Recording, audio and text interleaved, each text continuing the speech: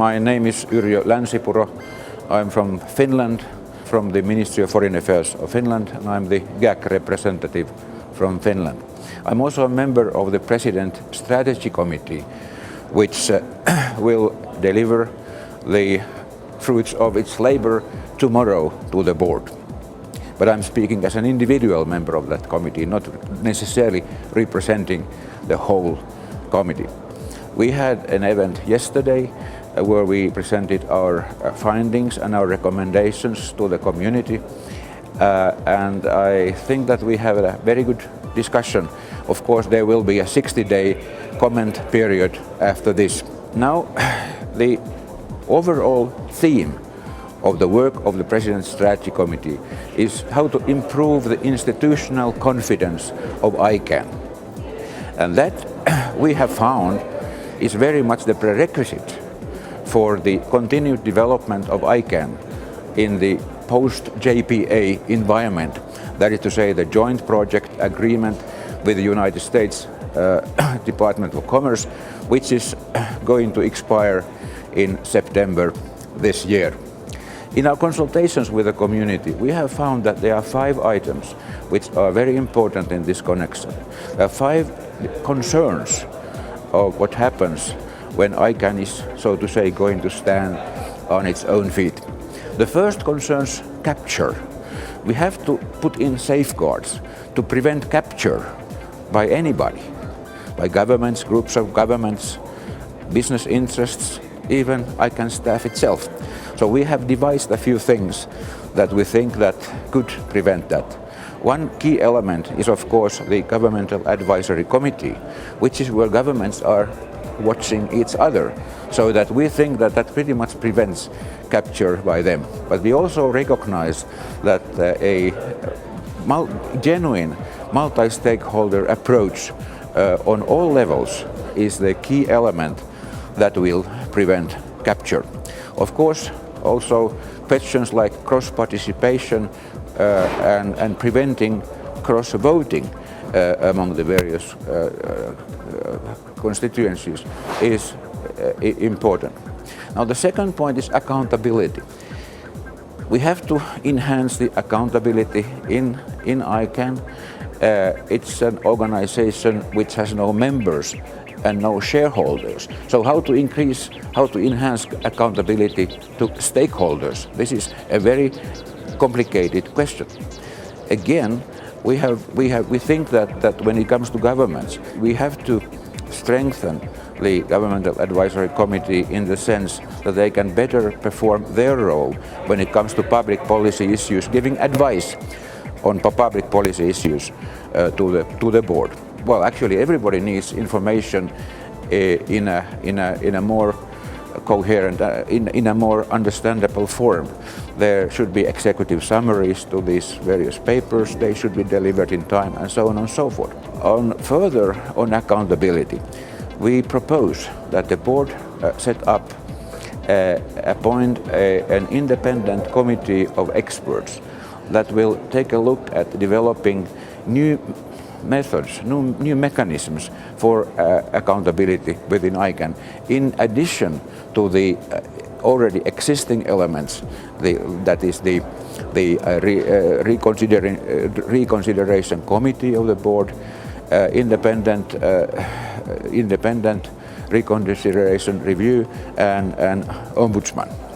We also think that 2 additional methods should be in place for the worst case.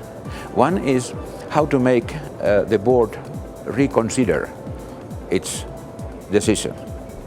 If the qualified majority of the entire community, that is of all supporting organizations and advisory committees, want it. And the other, even more drastic mechanism could be something that has been termed as a nuclear option. That is to say, how to spill the board, that is to say, how to remove and replace the board if that is absolutely necessary. At the same time, we caution that this measure, if it ever will be used, has to be accompanied with safeguards, because obviously that will create that would create great instability. Third point is the improving ICANN's way of addressing the needs of the international community, the growing international global community. Now, Internet has now 1.5 billion users. 10 years ago, it was perhaps 1/10 of that. That means that the international global challenges are much bigger than what they ever were 10 years ago. This will mean a lot of just practical things like translation, interpretation, which already is quite well developed in the ICANN context. This is almost like the United Nations operating in 6 languages. But of course, more is still needed. The other important thing is outreach. That is to say, ICANN has already set up offices in a number of countries, and reaching out to users on all continents is very important.